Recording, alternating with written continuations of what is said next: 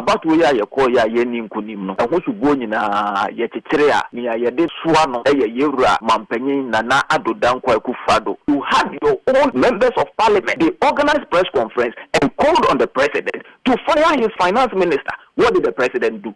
He need to change. Sebi, I say, penye away from Abone, and then he gave some flimsy excuse to say, "Yako IMF," and that yen China IMF. No, after the IMF negotiations near the even after the IMF negotiations, his cousin was still holding on to the office of the finance minister. Now, Ufi say Ghana for Sebi, omo uro mo nim kosoro. Nyatu mumpeoso. Manfo nimpansa die we nkoyi, but say omo be si omo boti mi apemu aka no kure no na omo ye no okoka ene ye ne. National executives need to see squarely for the public to know what was going on in the boardroom. I think we will not be here. So it is about time, say, let's demystify this delegate system. Let us allow the ordinary member of the party one register our card, our dues, and then a good standing member. They do about one. National secretary to officer appointment no. One party no now we say we were chief executive on also new party structure no or the constituency party constituency chairman no one show oni mo we say we say we the such chire fa the such chire ban the such chire party dia young ko baby ono any resource abatu in prem. National Cathedral is the president's own dream and his own ambition. It is not in the NPP manifesto anywhere. Last Saturday, December 7, na Ghana for Yakotuaba. Nana Ubia Nani Oshe Nimse Enka. Dr. Alhaji Muhammadu Baumia. Yebetuaba na mano nanka wabeye mampenyi na wetimi de Ghana akusi bebipa. Nensu fufie Antwata na Ojare Abamo. Ghana for Kotuaba no na kobane se. Nenye ni ya yepe ene kobaye ni nyina ne say NPP edincho na we na yatenase ya na obroni bese ya postmortem analysis Alliance for Full Soldiers Advocacy aye di NPP mu akotini ye pa ya postmortem analysis na postmortem analysis no ya ne ekotwa nyina ye krata ne tofa bomu nyina ne say about we ya call ya ni nkunim no ho subo nyina ye kekere a ni ya de soa no yewura mampanyin na Addo dankwa Akufo-Addo amprempre ono ne Ghana mampanyin ye NPP for Full Soldiers na de ye ntimi mo bia so apart from na Addo dankwa Akufo-Addo ene sen ninia abatu yi unim se abatu de wo kwa won se ya waye wo ye party in power won se ya wo ne amanfo no betina wo ne ye bia obeda na di no ni nyina ka ho bi na sem amanfo no beto aba ma wa omo begina so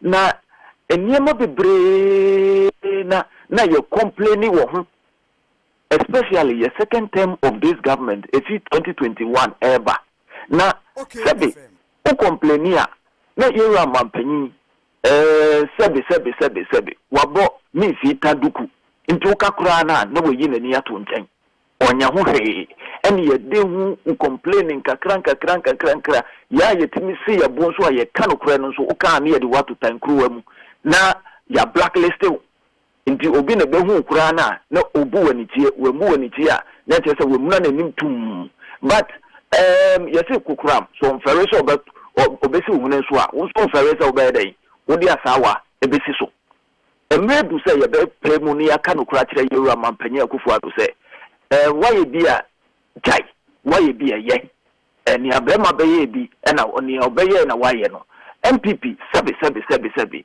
this is the worst defeat that we can think of as far as being in power is concerned.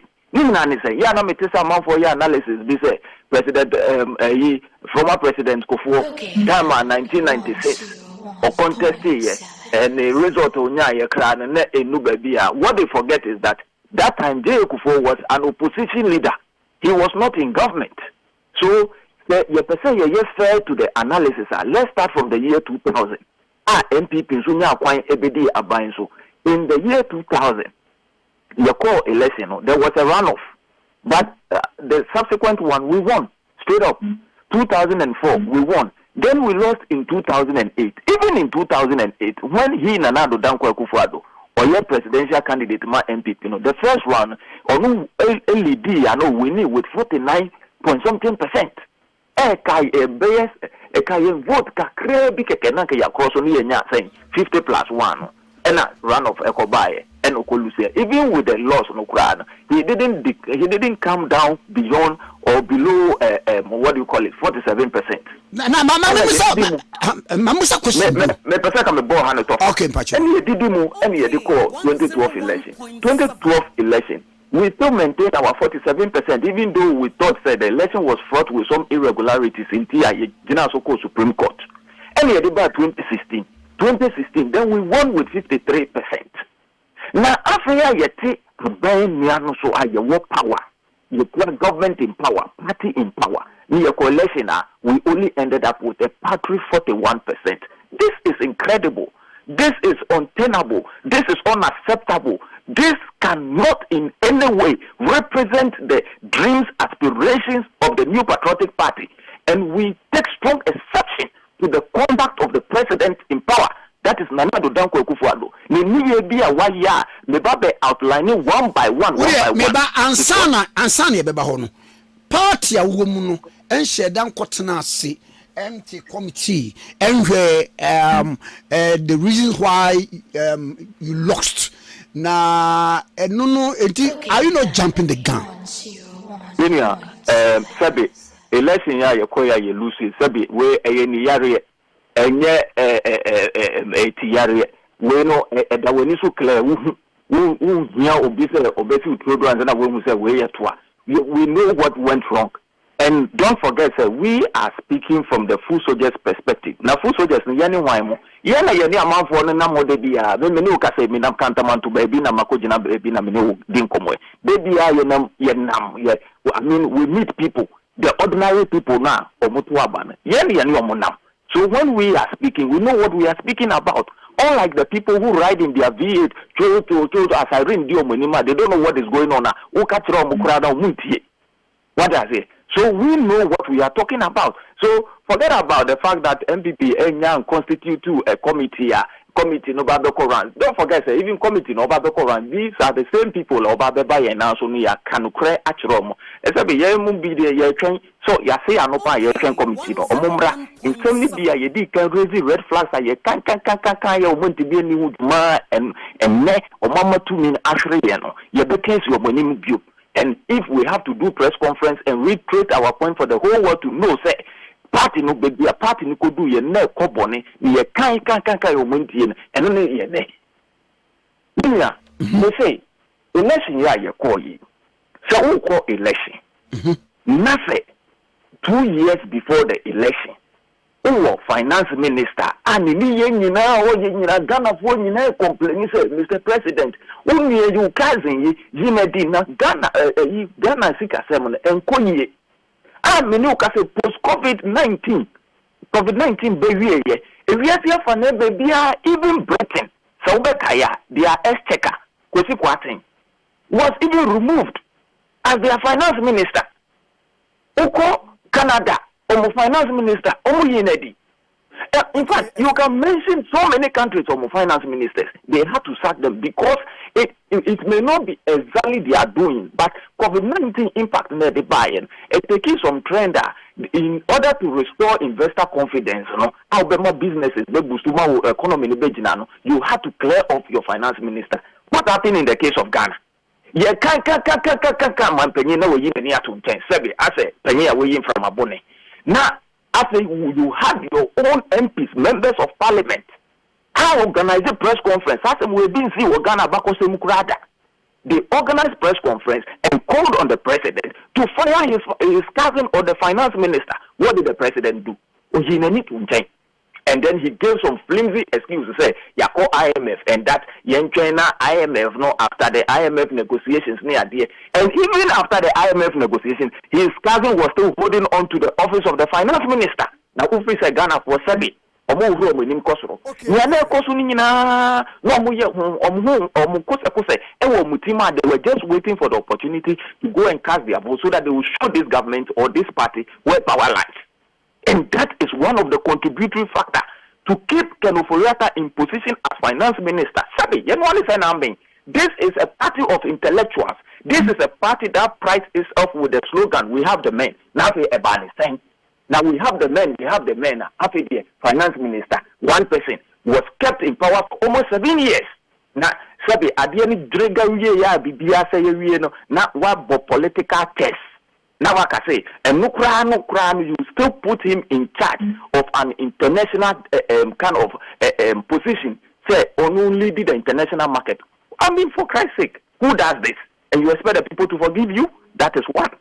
Two, when it came to appointees, we complained, ministers, deputy ministers, CEOs, MMDCs, Mr. President, you reshuffle, Mr. President, Maminia, Sebi, party, your membership, we are in excess of 6 million. We are in excess of 6 million. 90, Sebi, that positions, government positions, now can bomb 5,000 or a little above 5,000. And he said, it be 4 years, why don't you just let them sit aside and then you bring new people on board? No, most of more expertise. Say at least when they also come, at least and also bet me almost on chita for one and crofone was on potem no muso kakrabetimi aswamano. But this time the president didn't do that. Look at the successive government about became from 1992 up to the year 2016. Akufo-Addo winning power. There has been constant reshuffle. I remember the time of President Kufuor. Matter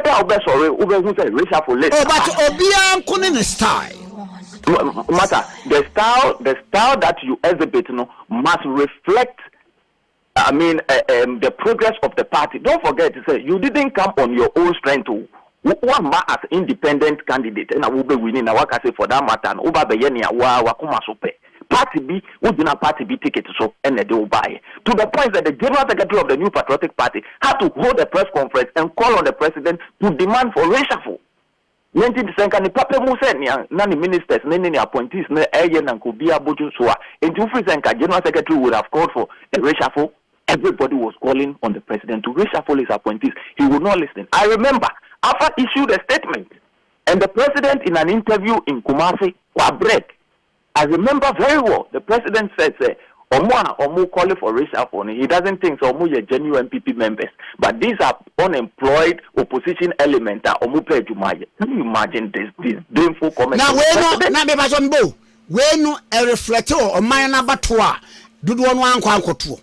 I am telling you, because Sememi won Potemubi, not funny Semi Wetiwa East. Nase, minim say, Akwa Weni Edina Bedi, DCE wo, min Potemuha. Wabone proka beye 4 years yakasa mwa se niekoi emfa intimuyi no nafo fromra na se mampanyi no tia konya so oyina me uhum ehye me kosa ewo between two things either se me kwakoto abanetia me party na se me nto abanokura, and that accounts for the low voter turnout no we will come to it very shortly. It's a contributing factor. Afema me musadie bi various pieces no amugine mu mama nyuko no. Various what? Parliamentary candidates no. Amugine mu mama nyuko no. Adan ye mfa so bonu mo mum. Mampani na nado de ye kan wo kọ wodi ni bra wie kọ. Enti mu aka mu no se wono kra na mo hwe na adan na mo hwe ye wura mi anim. Okay, FM. Nina, as for the pieces, you better me analyze it strength and weakness. It is a subject for another day. Okay. But for now, our focus is on we are doing. We are trying to post-mortem analysis. I said, obi akabebi. Now, whether food poison or whether you want to body send a bear you can fish out in your sea and send a bear would be a bear and suade at that one next time and could you. You see, fish, the bell here, and I'm a profit and empty, won't mean sign Mantanino and first born in the but these are low hanging fruit. We don't want to go for the low hanging fruit. We are going for the Opemunankasa or no top on Ghana for to Abamano. And the and we are telling you on authority, say Nene na Maya Bedu Bedu. Na party for na Sabi. You find because Natural Dawson. Nyatu mundoso. Manfo nimpansa de we nkoyi. But say omu be si omu boti mi apre mu aka no kure no na omu ye no okoka ene ye ne eye na kai national executives need to see omu boy fresi mampanyi squarely for the public to know what was going on in the boardroom. I think we will not be here. Look, National Cathedral, Sabi, National Cathedral is the president's own dream and his own ambition. It is not in the NPP manifesto anywhere. We are presidential candidate. Now, say Nyankopo aso ndaye. Say who we near. Who be see asore danyama. Now, a ban is saying na. And when you were asked, say, "Crime ben now be first or be see asore danyama." Who see you? Who boto mena ankwankwa for ena asore sorry. After you be mampenia, then you change the narrative. Now you want government to commit its resources into the project. But we speak. So Obama. Yes, sir. Sir, obi be di mampenia. Okase. Me ba me ya kwan mesi school me ye we ya sabi se ya nyini botom na ode eka enti so kasa enunti na amanyuku bia ansa na ba be di o minus one na be election who present who policies through the manifesto enti who the manifesto no ba o kire kwan ya obefa so a obesi once it is in the manifesto no you say who we need you are committing the national resources to getting it into fruition. But where it is not captured in the manifesto, yebisa umawesi suduya say, you don't come and change the narrative. And no kwakeke. Senkebia uka ne sample nebia committee resources no, and $58 million are so called to speak say yetina no na akumu, and anketimi ready building have been angry. Look at how the opposition and this before taking National Cathedral no more to the point to say Tokona amnana da homa nsuwa to abegumu kura no mo ye demonstration mo ko hoko swimming wo mu nyina etwetwa ahunfoni nyina. You think that the ordinary people sitting in Dema, sitting in Akumadan, sitting in Lipe in the voter region na azim so who these images are obefa abai ni serious obeka say there be abai we mu waste yesika dodo ntimu nkona from bra and that is exactly what has happened to us. Me tell no na me wie DDEP this domestic haircut here, buy. Look, Obi SIN savings retirement, having Obabe retirement package. And then you do your mismanagement by the finance minister, Ken Oforiatta, and that person we saving, why any savings no get affected. Now what should the investment? You think the person is going to forgive you? My brother, let's face the fact. You think that person is going to forgive you? So I can go on and cite 101 examples of policies another unpopular decisions of Akufo-Addo. Mama yabedu. Now, look at something like betting tax. Obi and so Ebia ono to ni game na ono dia PPP. Boys your money na ukada for any idea. Young guys na. Betting idea. In fact, it is unfortunate, but say omo but that is the reality. Ade omo ya no. Na so omo say o ti omo tax, omo wini na say Ebia ni pay wini Ebia 1,000 guys. Can I see this? Previously 90. So Obama da no kakra mami. Hello. Okay. As we speak, people are still paying COVID levy. People are paying G levy. So at a point, the vice president and as a presidential candidate, Dr. Baumia, campaign no kase onoba obeba be G levy, oba be cancel betting taxa. Ni amanfo no bisa na ne say, "Se awe mampanyi abedi echi ade na omu an ye yi." And now I'm going to Baumia. I say Baumia okay the policy. Meanwhile, Baumia is on record to have registered his displeasure about how do you call it? E-levy. Baumia in an interview with Kwame Sevakai on Peace FM. Eka say, no, for us to do away with cash in the system, electronic transactions, you promote electronic transactions, then we don't have to tax it. So we don't have to tax Momo. But because Ken Oforiatta will list it. Ken Oforiatta will not list, and President will support Ken Oforiatta because of the relationship with him. This is where we are today. This is where we are today.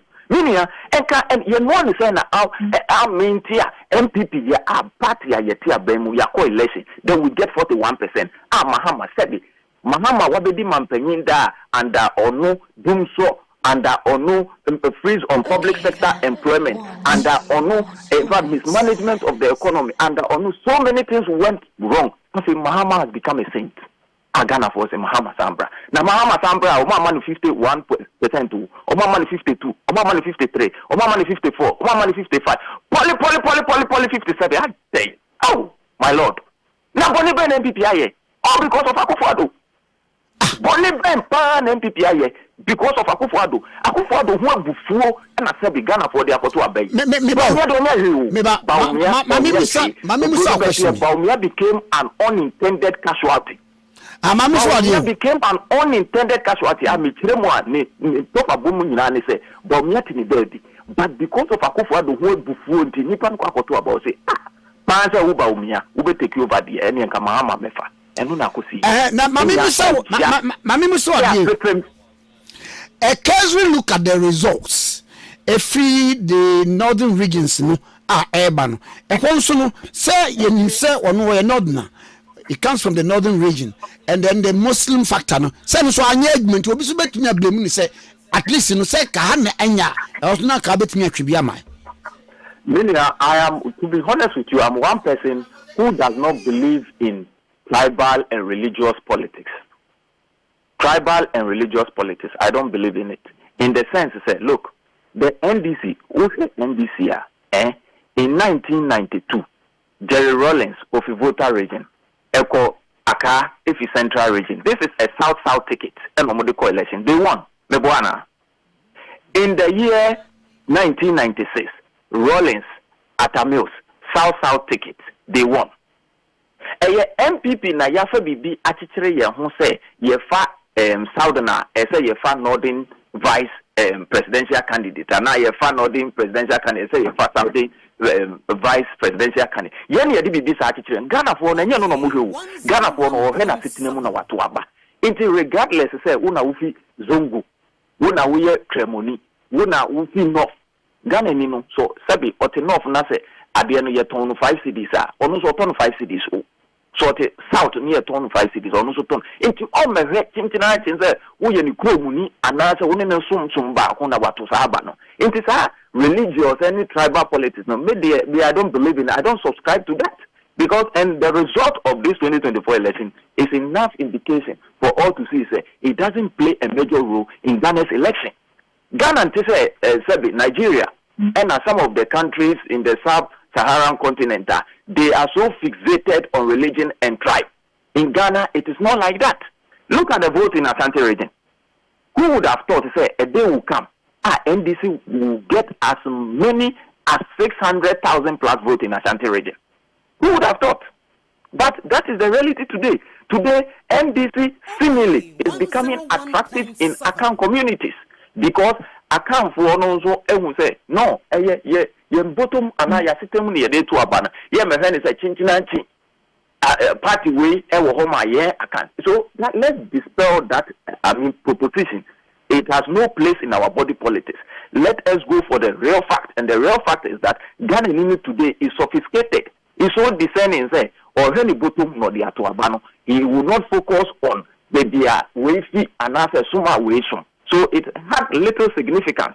And I think going forward, it is one of the things that NPP penny for so money come say, yeah, quite about they should do away with that thing. Say, wait free her. No. It is neither here nor there. So we represented the minority tribe, and this one, it has no significant bearing. Take your own uncle, Alan Tremanti, for instance. Alan Tremanti made people believe, say, oh, he's from Ashanti region. He was going to pull a surprise Ashanti vote. What was Alan's result in Ashanti region? Alan's result is 50,000 people.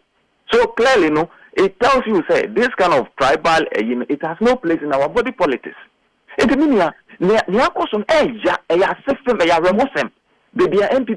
that is why we are calling for reforms, restructuring of the party. Can say it is about time voter college, in electing your leaders, at the constituency level, regional level, and the national level, as well as the presidential candidate. Now, all registered members of the New Patriotic Party in good standing should be allowed to vote. That kind of system, ma delegate kakrebi, me am a delegate. And I am speaking against the delegate system because it is fraught with so many irregularities and so much collapsing. Meaning, you don't think, say, look, there has been a pattern in recent times. Say, voters do you know where this thing is coming from? Daddy. No. Say, vote anika say, Mama Yensika, Yankotuaba, Nian all person Chirewin say, Moma Yamu delegate Kakrebi, na Edu Abatu Onuswa, Momokwako Yimu leaders, Yamobi 5,000, Yamobi 10,000, Yamobi 3,000, Yamobi fridge, Yamobi Bena, cooker, and so on and so forth. Namomako Yi parliamentary candidate, no, and our presidential candidate, na Amaye. Ne do Yensua, Namaba say, Monsa Pan, Yankotuaban. You think, say, they are not watching, they are not listening, they are not observing? So it is about time, say, let's demystify this delegate system. Let us allow the ordinary member of the party one register our card, our dues, and then a good standing member. They do about one now, say me wama saman constituency. Now say NPP for a higher bay 30,000 and 40,000 no more to aba a parliamentary candidate. Aspirant no bit me be a bribe. So we create a cacra here now, bit me to a bit me quantity to bribe. Won't me more be more than even 100 to discover, won't me more. What I say. So, and won't me more it means you cannot influence their choice of who becomes the leader in that constituency. And that is what we need to do. We cannot continue, and let me emphasize, we cannot continue to be exercising the same old style. The status quo must change. If not, we should not expect new results. Okay. Mami na wase na mi se nyampa mfama o. Kumasefo. Mi kira sante. Edien abufuo nko a because papa baumia oba ho a ne enyan dom ne behia no. Dom no a ehia no nyina achi na dom no nkoto aba. Na ofa de bebre ni mi se kro bia sante kotoko. Eye asante mam kumasi mam. Sa wo kira wo bebre aye kira wase. Chaba me koto ye no. Ni dipa e dia to so no so wo kire ho a kire wase. Masire manu so mamu na mitiri. Abato e no mkoto ye. Ofa ubisani akaka metimi aka. Masire manu mamu na mitiri na no e ye de anu. Sa ofa. Ye kabia oso wonte. Eno wabo ye fi taduku. Okay, and I will try what today. This I will try what today. The Brazilian as you see, I'm late. Never about one shot. The Papa Chilawasi. On the media, if you are sentiment. Samia, a committee. Asante Canadian and now a bayanti. Offer. With the mammy for Queen, number for Castle. And say about one air cost on one and send me trouble. Now, question I will be say, maybe I will never see answer. And some way trouble will say, oh, Asante Mamu. I declare my NDC one who more than say, yeah, now about one in your project. Said, the crowd could come and say, a young year more Asante Mamu. If I show you have a beer more Asante Mamu. Percentage, yeah. NDC ya 33 point something percent. That percentage, you know, sebi only amrafra flokra na omu kan ho ha a omu kan me say no a oye mu hwehwemu kura chichemu kura omu nya kura broso be 10% to 12%. And to 33 mu a de be ka no Asante at the mind, it's almost about 3 regions and 1 or 10 regions. And I said, you move you a cassette voter region. I don't think so. When you be a Mawasia, who die in the Bunyai. Now, Sabi, Yatikrum Hano. And you've been a back catcher as Santifor say, young punch me. Now, Sabi, Yanumoku, Yanum Sentinel. Now, offer sabi the odani jahu ene hu said ye asese no fa onu nti na meka che o se aba no ekoto ye no eye mamuna manim masiri manim nam chirim ana enipa no ni di agoro oka bibia na wo kire ho kire no oka bibia wo so ntie oka bibia na abo na kutia na wo kan nsɛm a eni mu kire no enti abato no tu ye no mkɔ kire sɛdeɛ ɔmbɛkyerɛ wasiase afa sabi ɔno wɔte sawia no aban yɛ project wɔ sawia wɔde na asase wɔntia ho ka wɔde asase na ma wo sɛfa yɛ project ankasa bi asase no obetumi atwitwa atɔn ɛso so wɔntwitwa antɔn wɔde ama aban wɔte kɔnɔngo asase na da hɔ no ɔfa obetumi de ayɛ adwuma obetumi de ama na de hye atena so ɛso so wɔde ama aban sɛ aban fasi hospital famaye na sɛ saa nɔɔma no nyinaa keka wura mu a ɛduru mmerɛ so ɔkɔto aba ɔfa ɔbɛhwɛ hospital no aka wura mu no aka sawia hɔ no aka kɔnɔngo hɔ no aka kumawu hɔ no aka afari hɔ no wɔde akɔ akɔto aba oba na za afari kakra bi no mawie almost aba na afari no ɛyɛ no wasen ɛyɛ no wasen ebi di ɔtema nso ɔso ne kwan ɔka galamse a etu ne kookoo egu ɔbɔso a ɔso wo fi no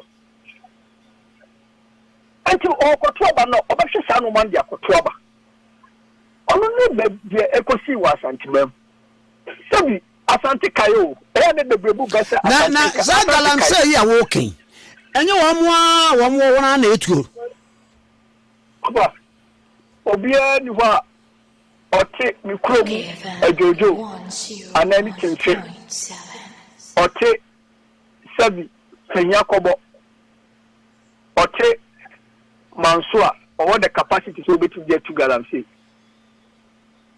obia ni hɔ sa capacity no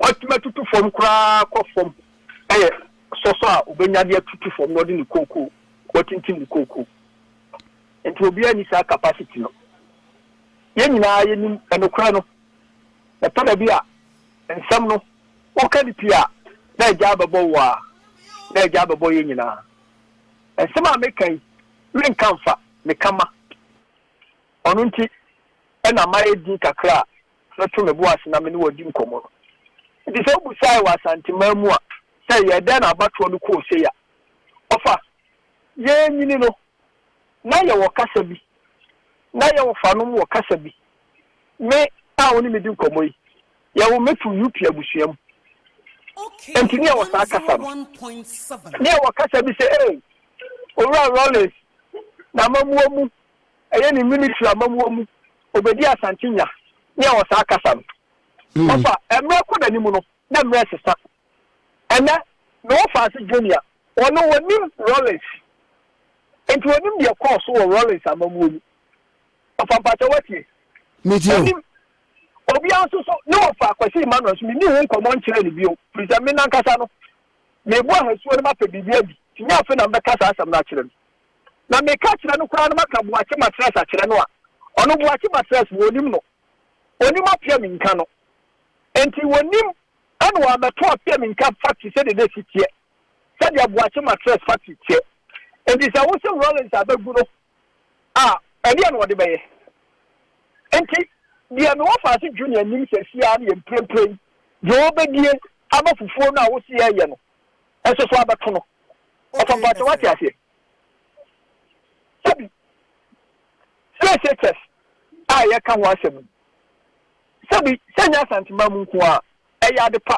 yɛn nyinaa ni gye ho na tie adeɛ a na ɛwɔ hɔ paa wɔ CHS no ho sɛ maame no a wɔno wɔhu CHS ho mfasoɔ no n'ani agye ɔbɛto ho aba na mmom ɔma mmienu mmiɛnsa bi wɔ hɔ wɔma kɔ CHS no bi awi ba wɔkɔ wieyɛ no wɔma bɛtena fie ate wɔn ani so enti maame no deɛ wɔhu so mfasoɔ ɔkɔto CHS aba ma ne man bi sana abɛkyerɛ fie no fie sekɛs no wɔkɔba ya na tena no so they said ye ɔdwe ho ye di obedie entika inland port na ye ready and ye do makoto ho a from fie sekɛs no a wɔnya di obedie enti ɛbɛma na kai fie sekɛs na ɔbɛma na kai inland port nso adwuma no na ɔde ato aba na sabe akɔm de ni wɔno onye afọ adịtie fie sekɛs etine ma amene to fie sekɛs aba no so ɔmo mi ansa no ɔmo so cancel fie sekɛs aba no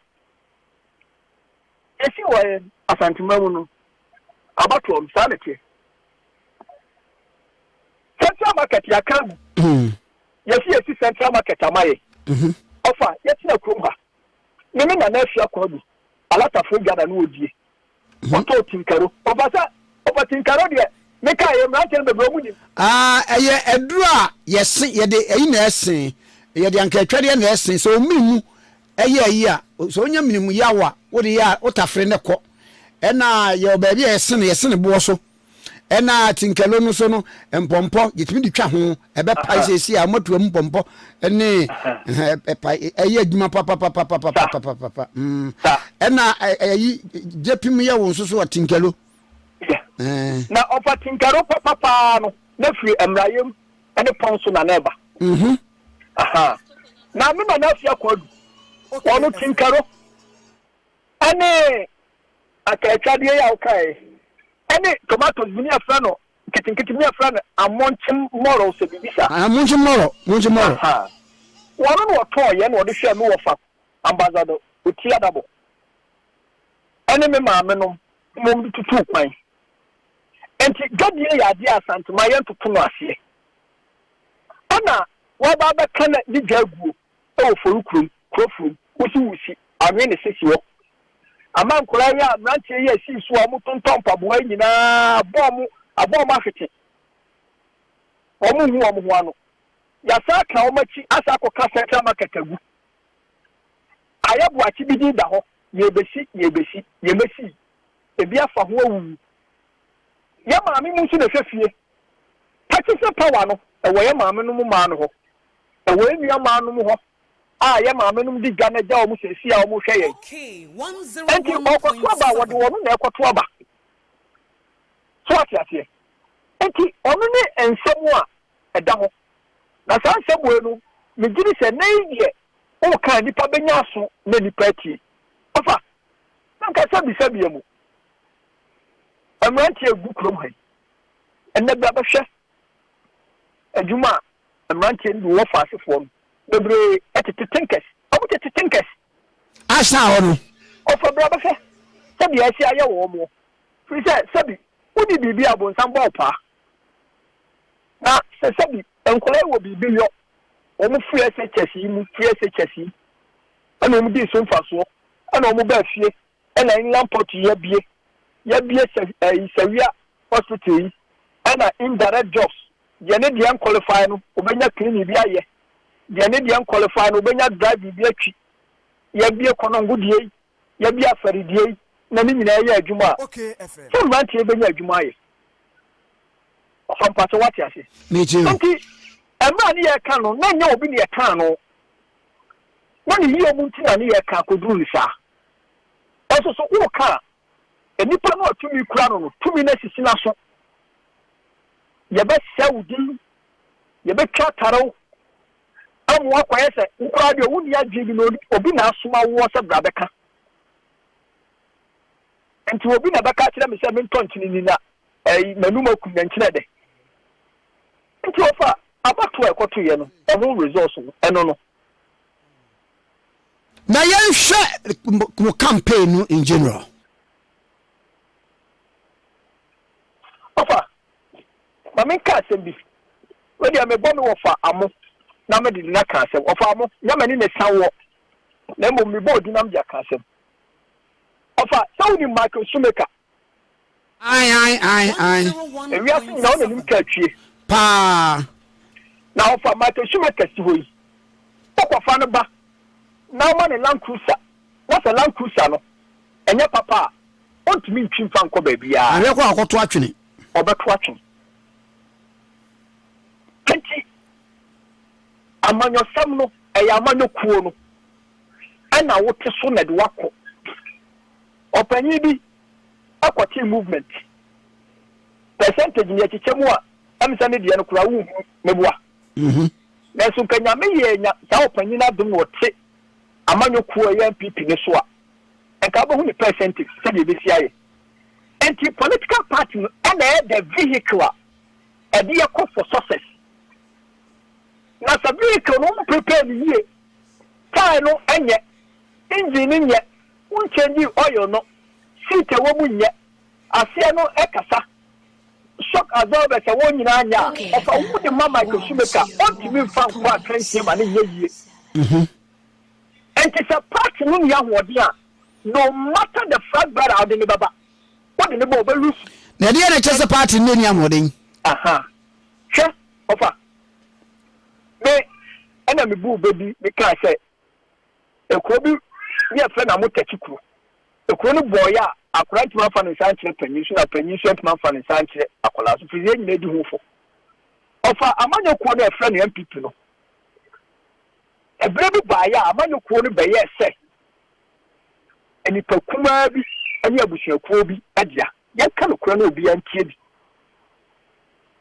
na ade a besi mu kina na ma ne dadi na koye se nipakuo bi dia paa ne se ye nyina ye kohia wotamale akoto aba koyi national chairman koyi national secretary ya baya enipa 11 ne kwotena se ka se sa ni parliament ni wo mu yadwuma ani yeji wo mu twene anu na di huru pa kese be se obia wo kuonum so di djuma wo kuonum onu ti sampanyufo no me ka mo yaw yeyi wo mo twene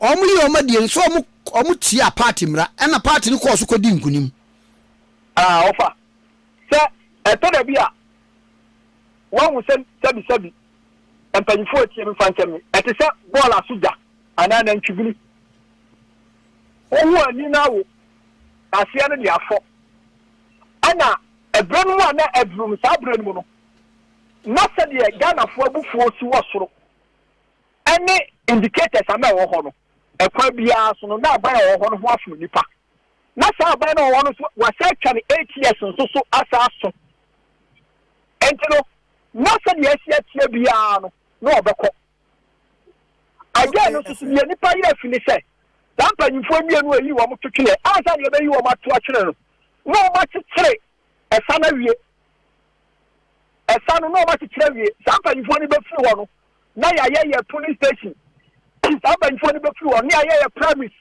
ade yi wo mo ade wo mo kwantokwa ni nyina enti na esa no ma kyekyere wie enti ye huru effect no papa na amanyo kwa esesha no amanyo kuo no enye just an event a process amanyokuo a process efriko na akono ye dia koya nim akoduma bia di kodu no enti abra bia wo kyekere sa no enye da ba akopɛ ne ye kyekere sa ye fa da ba akon kyekere sa wono dia wo de da ba akon kyekere sa ebedwira gu enti ya wo effect no na mo effect a me kan ni se ye yi sa panifo no to twene ye edi hu be se obia osaba ye panyin ewa amanyokuo no efri se sabi babia anansi atena ama bibi atono no entekuma ontena sa bia na se enti akoye se ya be ya panyin enso so yankoka ye di koye afoko di koye kwabra no ye di bia to ye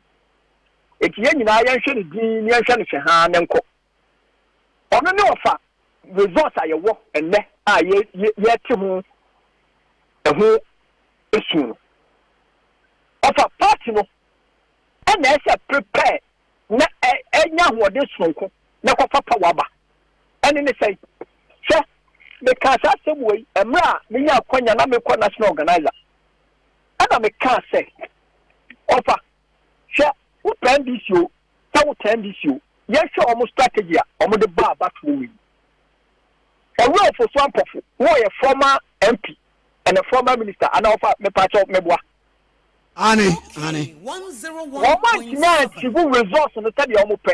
Then so one perform badly as a national chairman.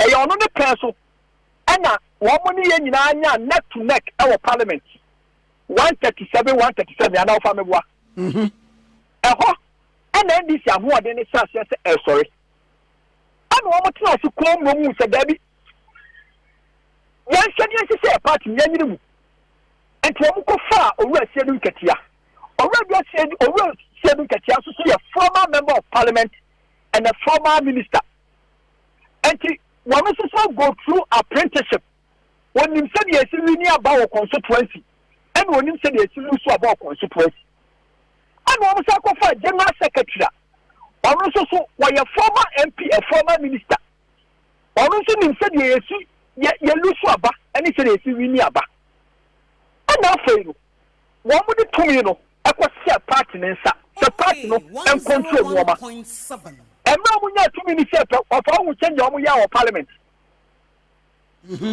About that, Mekaipa, what was the son as a resident Katiani 50 quarter?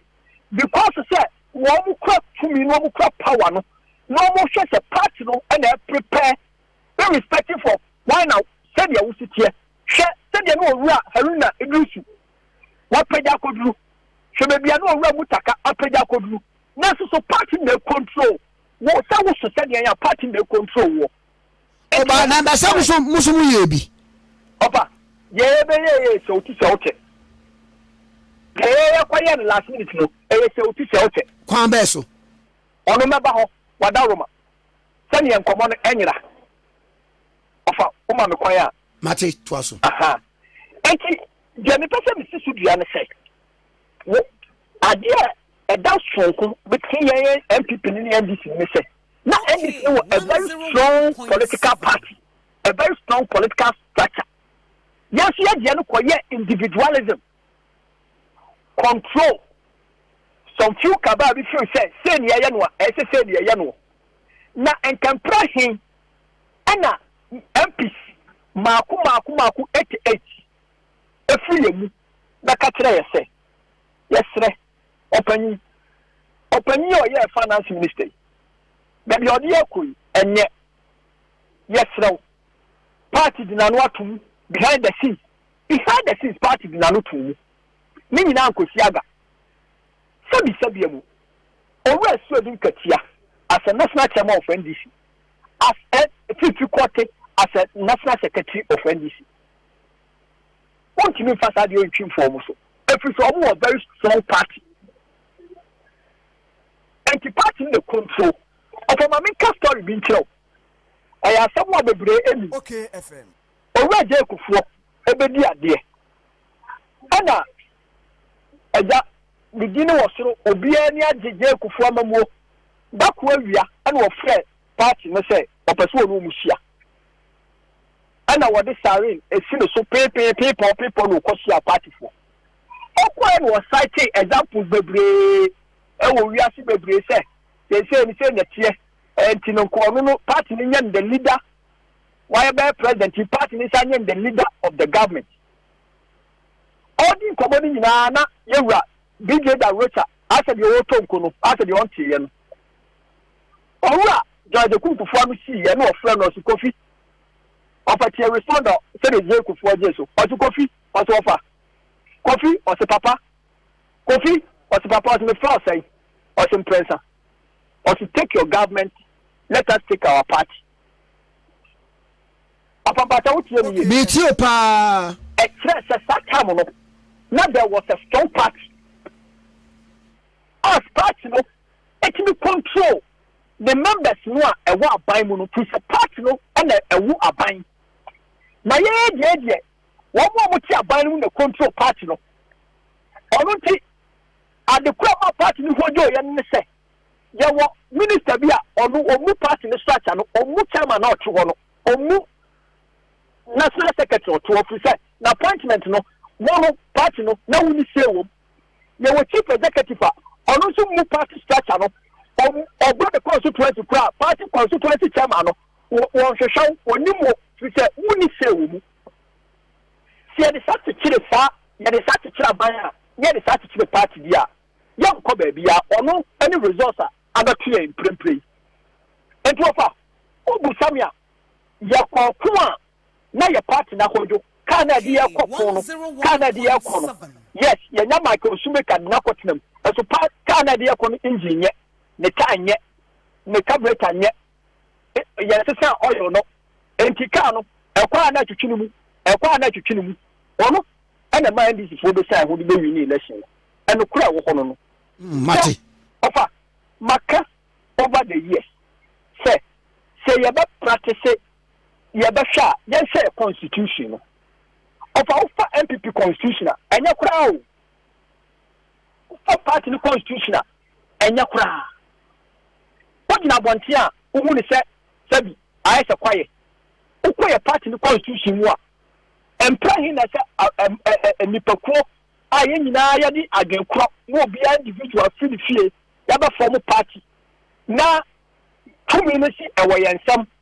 de bia se tumi no ye conference and ye koyi ya kandifo na ye koyi ya kandifo wi a na constitution no asa da no ho bia boni se na koyi ya kandifo na wi no se ye nyempa bibia di pa mienu miensa enan enum ensia enwotwe akoswa edumienu etimi tinankan esesa de mo ni padom ni nyina akoye ye no ne so fast one say enti opasi epaniye dia empempen ya wo fase me the proposal bi abeto abonten de bi kan no yen say your party no constitution no offense so matin komobi ofa matin komobi say yen ye your party ni na sikasemu a eya na koso wo police station ne abatwo mu no yen sia no kwa ofa ono de goni beka say e need get solution uko biemu sesia the infiltration of other political people who are your party no one offer your party no your former MPs wo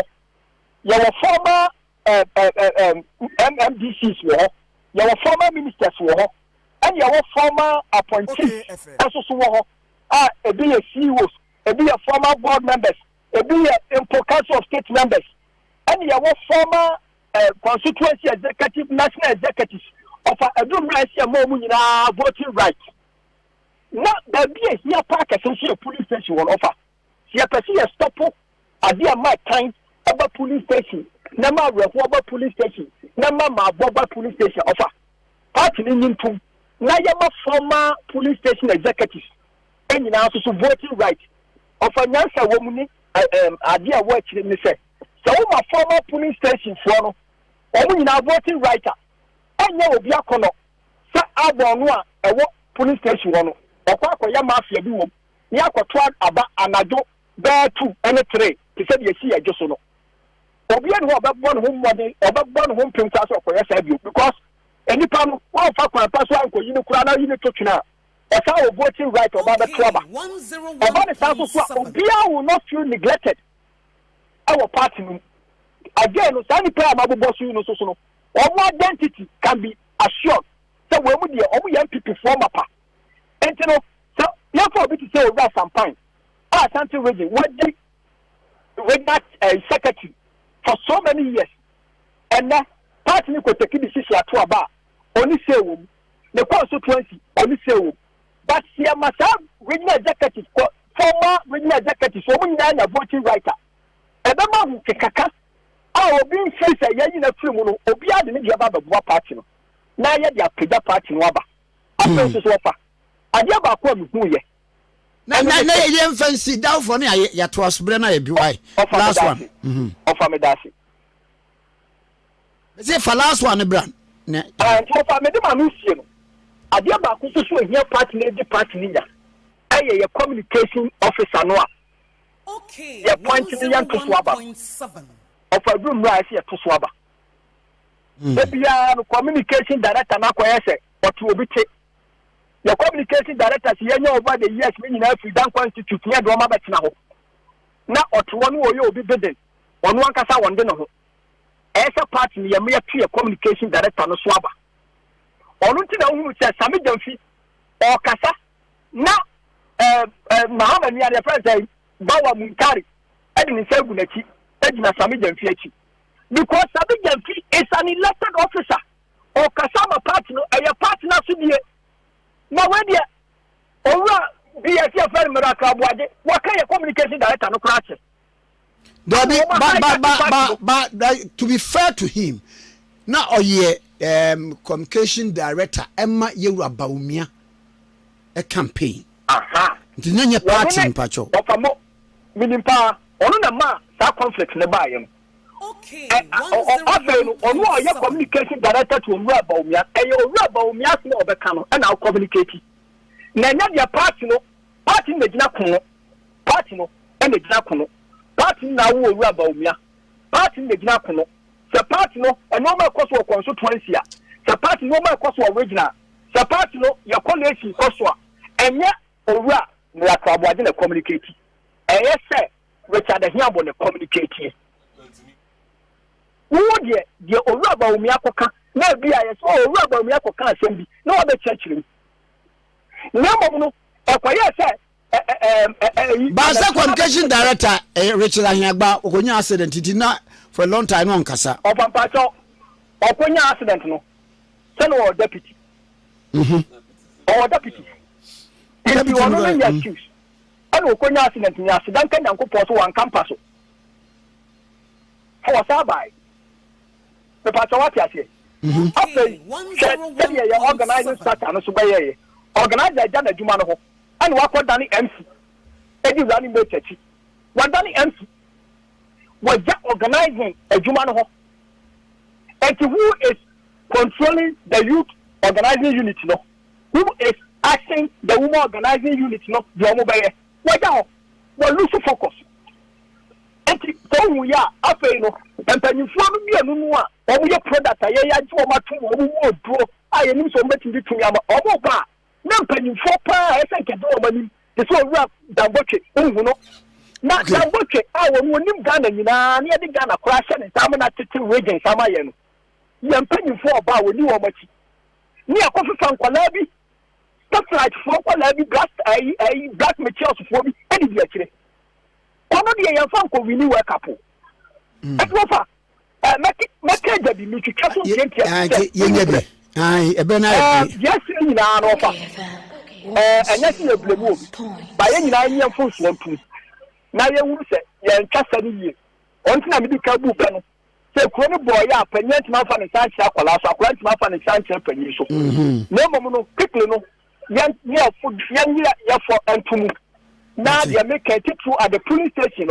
I wonder who know. Young former executive and probably now.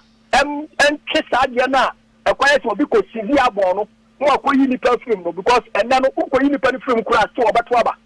And Tinyasa Biani. Yamma and Penny Fu fear. Actually, you are more film Secofiana and Nemunano.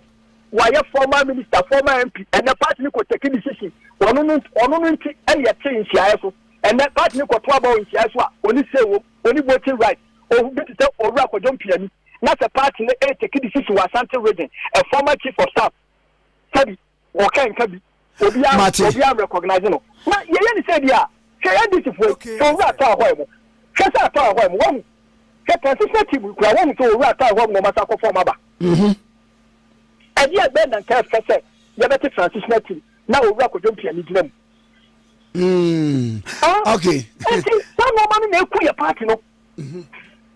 Na yemo bi dia ya no so ye hu abeka Niba godua wadawma yem fansi ha na yenim se nkomo na fe na ahya ase ye nso ne ye mu anti na ye ye mu ti ye ye ofa ye nta obi mate ye nta obi e te kan ko tira danfo nta danfo agro se wetu yani na wo hwe nkonwa papa a esi ha bibia ye set men ha ho hwe video na se me and J whom the number wo fa na contact ye na ye more direction no meaning say ade papa bia ye bebo ho da we for Ken TV bia no ye ka se eye nokore a ya hwehwe ma hunu nti na ye bebo ho da we enti nyame adom ye ma me nso so no o support Kennedy compare kwa Japan or you business woman enti mo ye nyina ye support the business women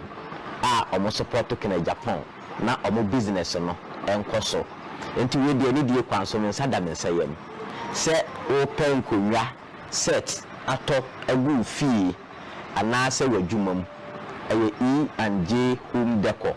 With the phone number na frɛ. The be more direction. But your own person be ba hampa. Ya ankasa de bugu car mu na ya de abrɛw. Menim say we are for Ken Ghana for. No beboa. Ama your mama business no akoso. For any enquiries with your phone number no. Yeah, we are for Ken. You say ade a ye bo ho da robia no.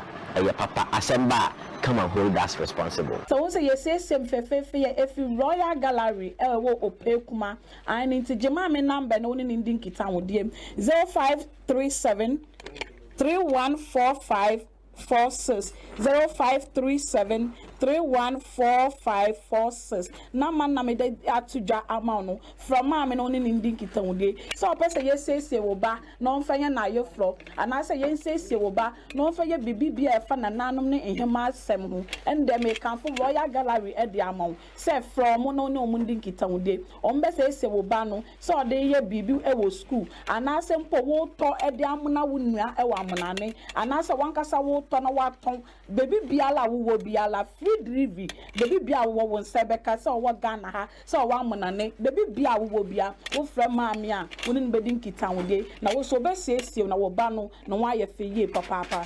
The foundation of every kid's education is important to every parent. That is why Leap International School is here to give your kids a solid foundation. The school that cares about its environment and seeks to transform it is one that cares about the education and well-being of its kids. The school has a playing ground, a bus to convey the kids in and out of school, as well as a well-furnished facilities and resources to groom the kids to future leaders. Not forgetting the well-learned teachers that are patient with the kids to ensure understanding is easy. They are located at Amanfilms off the Pokwasi Amasaman Road. For more information, call 0246 928 031 or 0246 098 067. Be part of a school that leads, learns, evolves, acts, and develops through sound education. Leap International School, the next leaders. School na batan biya de ne baro ko hono ni yo. Oye Rainbow Montessori International School. Yeah.